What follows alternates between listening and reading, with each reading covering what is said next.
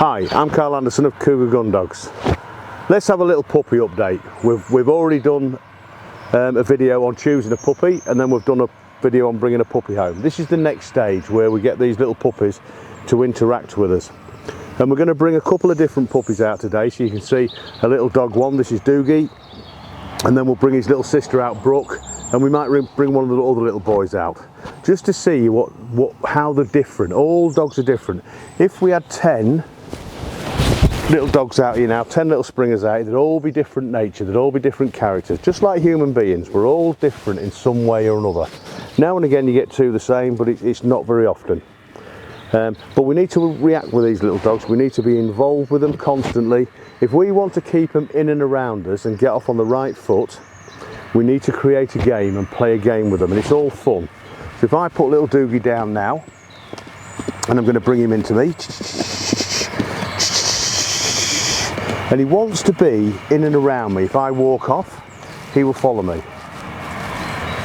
And the idea is, I want him to always come back to this place board, and when he comes back to this place board, I want it to be a nice place, a nice experience for him, and then I can keep him there later on in his training. But just at this stage, he doesn't want to run off over the garden, he wants to be in and around me. Now, where he sleeps, Doogie actually sleeps with his dad. And they have a deer antler in there, and that's what he plays with, and he socialises with his dad, and he has a great life. And when we come out, we bring things out like this, a little training dummy. You can see he's in my pocket, he wants that. And we just want him to play with these little toys all the time. Then we can put this one away and we can get something else out. We'll get the famous one out, the tennis ball. And you can see he's obsessed, he's already obsessed with this game. Now if I bounce the tennis ball, let's see what he does. He chases it, and that's all I want him to do. Now at this stage, he's bringing it in. Now rather than me take it off him so quick, I'd rather him play around. He's too young to present it perfectly to me. And a lot of people go wrong with delivery. What they do, they automatically bring the dog in, get it to sit and take the tennis ball off it and bore the dog to death. I want this little dog obsessed with this game. And so he doesn't get bored with it, all of a sudden we'll change it for a bit of rabbit fur. Now that's a little bit more interesting. And here he goes, look, he wants that. Now we'll give it a little throw and see what he does. So we're throwing it. I haven't said get out, I haven't given a command. And all I wanted him to do was chase it. But see, now it's a different material now, and he's saying, okay, what's a little bit different with that? Come on. What's this? So we're going to get something else out. Come on, Mac. Mac, I'm saying Mac. Doogie.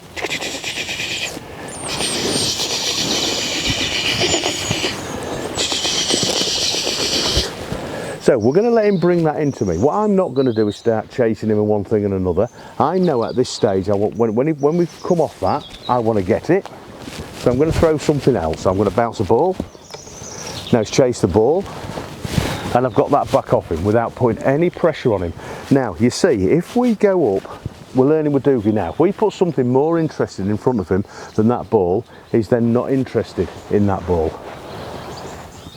So we don't want to use all our armament at one go and go straight to a fur dummy or even a pheasant wing. At this stage, we just wanted to bring that ball. He keeps going to it.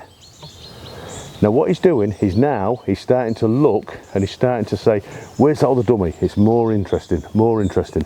So I need to save that in my armament. Yeah, and I'm going to go out and I'm going to get that ball and I'm going to bounce it.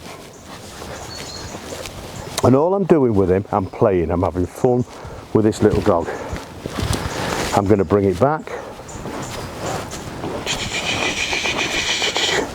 And at no stage has he tried to leave me and go too far. Now here's the ball, and I'm going to carry on that game. I'm going to bounce the ball. No, he still doesn't want that ball. Come on. So let's walk off. Come on. All the time, all I want him to do is stay in my magic circle. That's all I want to do with him.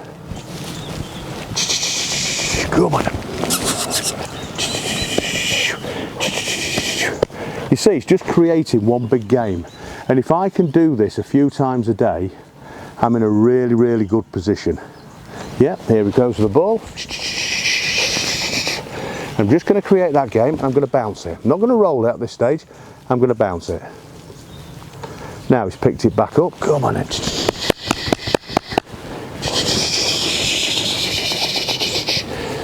I'm going to bounce it again. Now I've nearly pushed him too far now with this.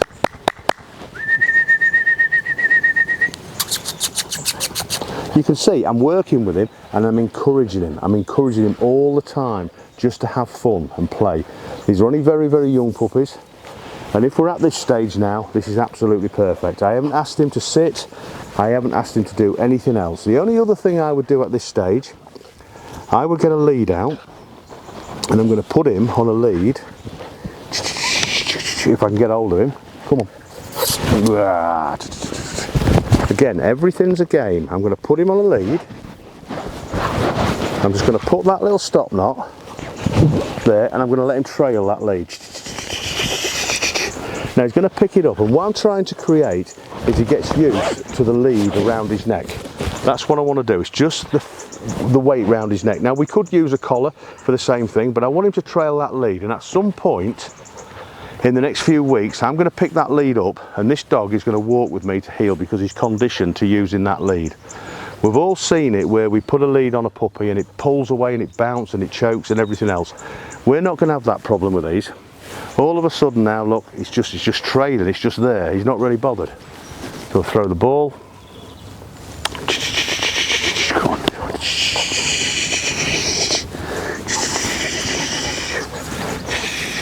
And look at the way he's playing and wants to interact with us all the time. And so many people go wrong, they buy them all these toys and they don't know what toy to pick up. They pick up the remote control, they pick up socks, they pick up gloves and shoes and everything else.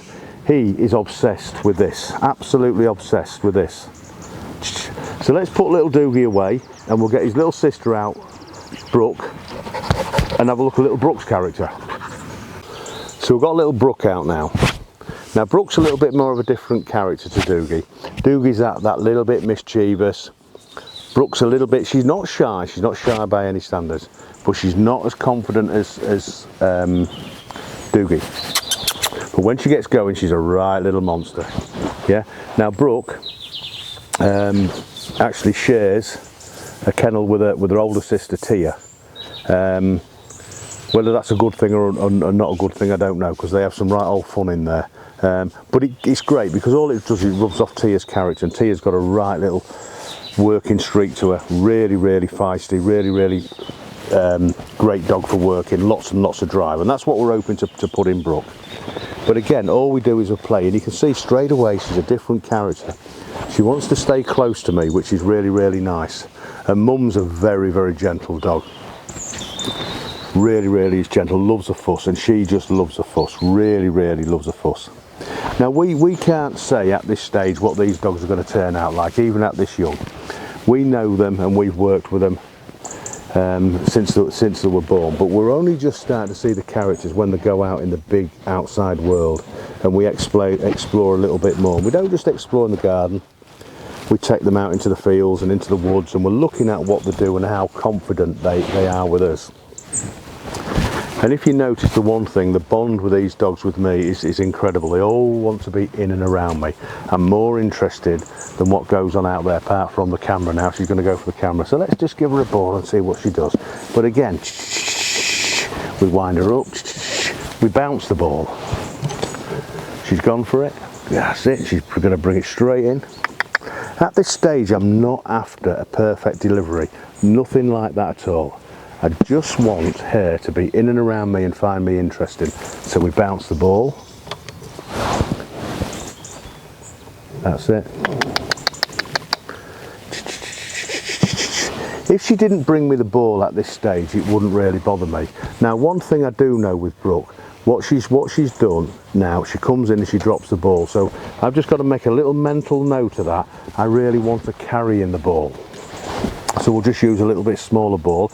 I really want to carry in this, because otherwise a bit later on she's going to condition herself to say that that's what I wanted to do, drop the ball there. And I know she's only young and I can work through that, but all these notes we make now and adjustments we make now make it very, very easy for us later on. So we're going to bounce the ball, and I'm not throwing the ball far. Come on.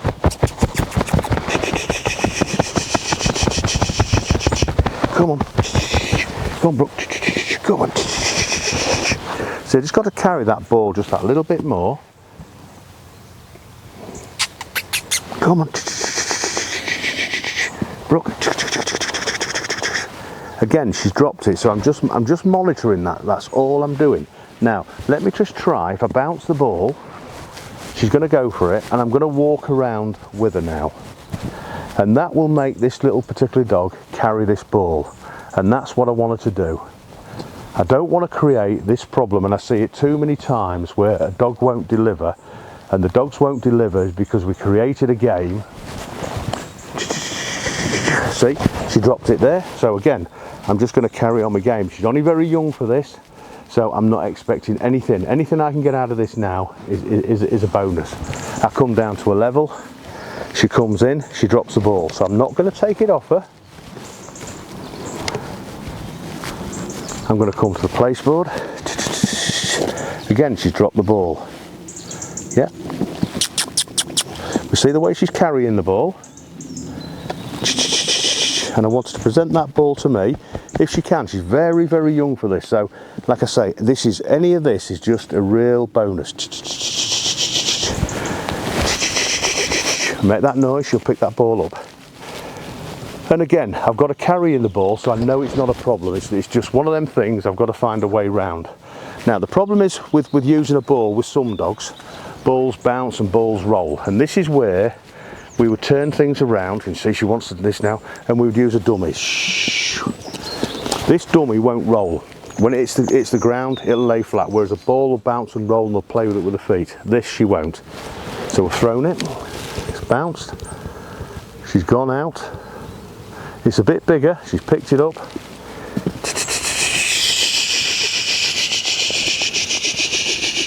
Come on in. Now she's going to play with that. Come on, come on. You'll just see the characters of what they are and what they're doing. Again, all I'm going to do with her, I'm just going to walk away and she's going to carry that. So again, I haven't got a problem. I've just got to work on this, even at this early stage. Again, she dropped it. So you can see that's Brooke. But again, little Brooke will follow me wherever I go.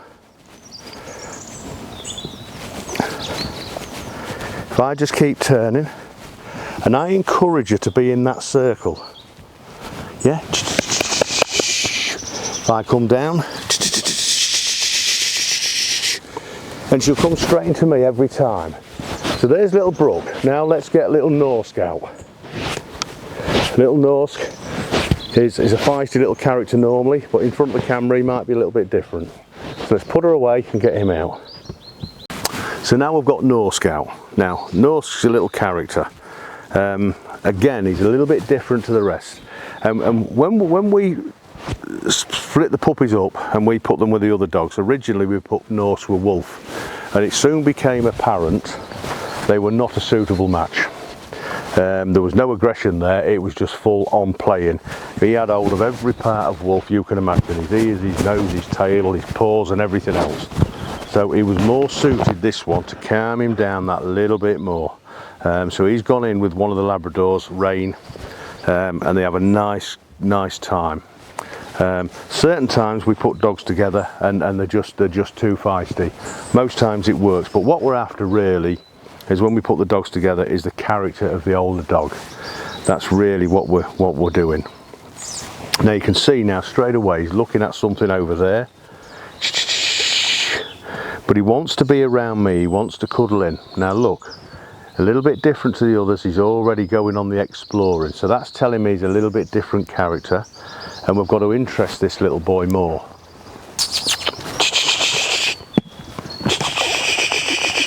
Again, we'll start off with a tennis ball, but he's not as interested as the others, so we bounce it and we get the chase.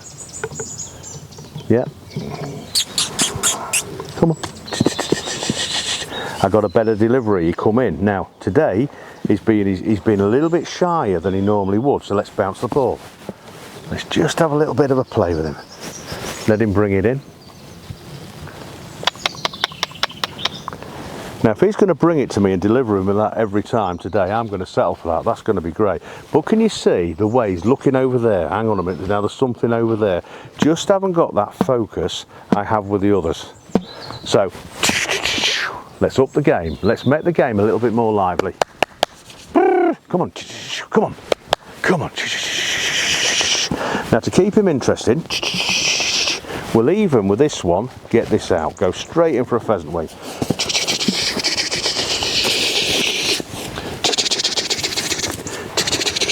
Now I'll almost let him nearly catch it. I don't want him to have this at this stage. I want to just create this game with him.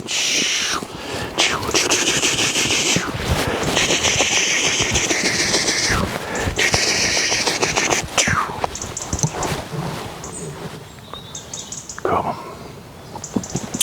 Come on. Then you can see I'm all the way, I'm always down to their level.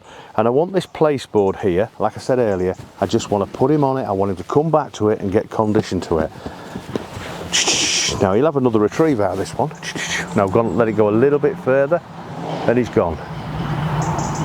And notice I'm not really recalling them till I have to recall them, till they're in with me. This is the bit I need. Can we get one more out of him? And we'll throw it there. Now with that one, he's got a fistful of grass as well, or a mouthful of grass. And what we're going to do, we're going to just, again, we're just going to walk round.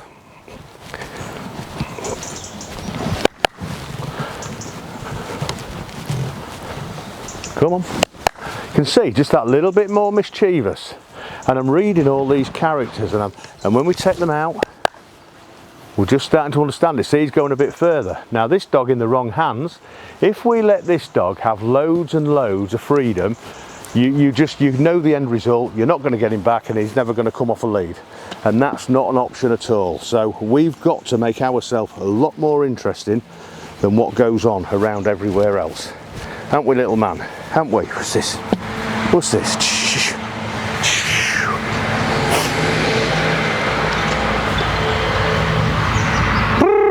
There's a tractor going by and he's showing an interest on it. And we know he wants to explore the world, but he's going to see all these things. So the quicker we can get him absolutely obsessed and focused on the handlers, the easier it is. And I like to play a game with them. I like to tease them so they can't have the ball all the time. And basically you're just sending them from left to right. You're getting them used to what they naturally do. They quarter. And quartering is where they go left to right in front of you and search the ground for the bird. The bird gets up, they sit in a perfect world, it's shot, and then they go out and have the retrieve in a perfect world. So we're just learning him what he's got to do in life. But you can see, this one is going to be a character. Hence why he was taken away from Mr. Wolf. We don't want two Mr. Wolves in the pack. So let's put this one away and then we'll show you what equipment we use for these puppies at this stage. Just going to put the little lead on him. Come on, Norsk. Can I have that? Can I have that? Again, he wants to play with this little lead. I'm going to put it on. And all I do is I put that little cord there, and then he can either pick that lead up, he can do whatever he wants. I just want him to get conditioned to the weight. And like I said, in a week's time, 2 weeks' time, we'll pick that little lead up.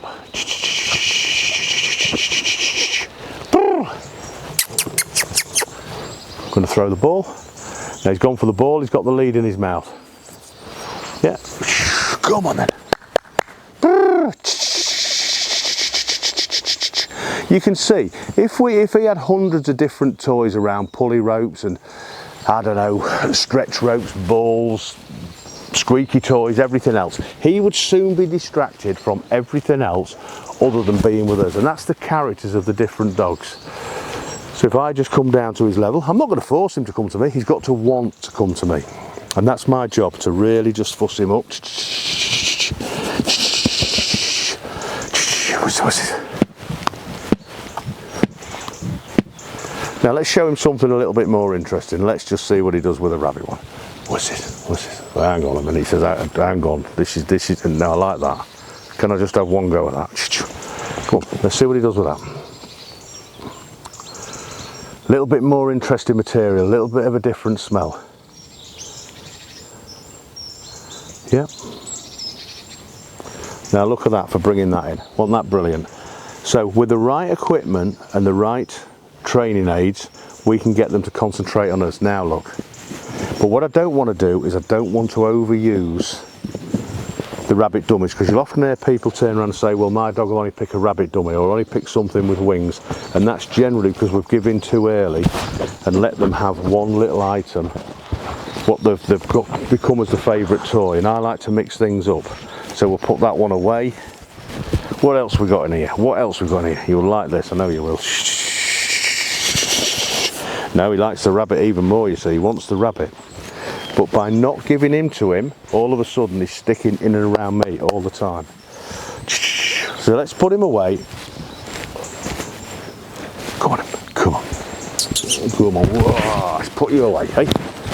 Whoa, let's put Norsk away and then see where we go from there. So we're at the stage now where we've got a little puppy and we're having fun with it. And this time of year, now we're coming into autumn, it's great to be outside, but if we can't be outside, we need to do these exercises inside, whether that's in a shed, a garage, the kitchen, a living room. It's wherever we've got available, the individual. But a day like today, we want to be outside on the grass, getting as much out of it as you can. So what do we need? What do we need to start our puppies off for having fun? Well, we always start off with a tennis ball. The tennis ball is the one. There's two different types there. That's more of a foam ball and a tennis ball. And what I like to do, not always roll the ball. I like to bounce the ball and get the reaction of the puppy straight away. And I'm only interested in the chase. If they'll bring it back and they'll deliver it, it's a massive, massive bonus. But at this stage, it's not important. It's more, they'll go out, they'll chase it. But I don't do it too many times. The minute the puppy gets fed up, I change it and do something else. Now, if they get a little bit fed up with the ball and they're starting wandering off and doing their own thing, then we start bringing in a little dummy. A dummy won't bounce. If it's playing with it and rolling it in it, a dummy won't bounce. It'll just lay there, a little foam dummy. We bring a rabbit skin in. You've seen the powers of the rabbit skin. They get obsessed with it.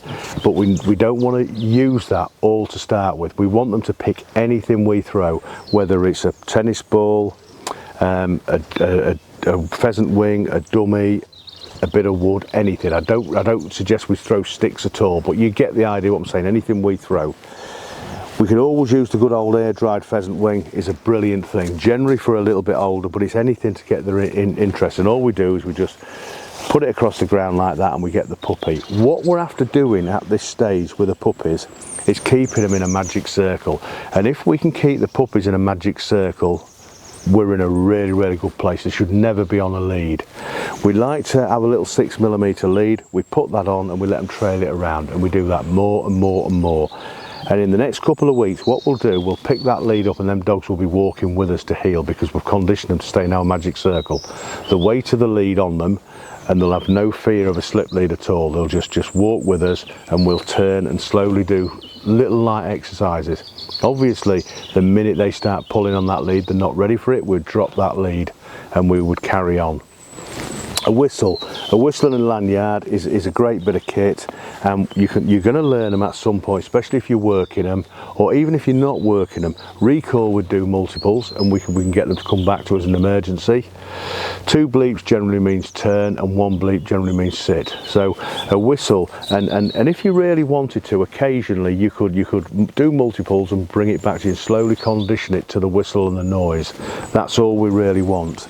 And then a place board is an essential bit of kit for keeping the dog in one area, whether you're using a place board, a place mat. There's loads of various types to use, but ideally you want one to bring the dog onto there to present in front of you. That's what you're trying to do. And then later on, we can get the dog to sit and stay for long periods on the board. we can tidy up things on the board. It's just an essential bit of kit, and that's really all you need to start off with your new puppy. And lots of patience, enjoy it, and keep the training in really small segments. You know, train for a few minutes. If you can get 10 minutes, 15 minutes, that's great. There's no benefits in trying to train for an hour. It won't happen. The pup will get bored, you'll get frustrated. So we do everything in small little segments and get as long as we can out of it, and then we put them away, and if we've got time, we bring them back out. If you want people to come and see your puppy, don't let them come down and pick it up and say, could you, because you create jumping up. I don't mind the puppies jumping up me, but I don't want them jumping up everyone else. I'd rather hold the puppy, introduce it, and let someone stroke the puppy while I'm holding it. And I'm taking away all them problems. But I understand, you know, people have got children and children want to play with it, but get the children involved in this kind of game, control everything, and you'll have a really, really good Spaniel, Labrador, HPA. Even the cockers will submit to this and play and want to be in and around us. So that's just a little insight. We'll do another video in a few weeks' time of the next progression. Nothing's really going to happen in the next few weeks, apart from the puppies will get stronger and stronger and come with us and want to play a little bit more, and we'll have to keep them in that circle a little bit more. So we'll do another update in a couple of weeks' time. Go and enjoy your puppies. Thanks for watching.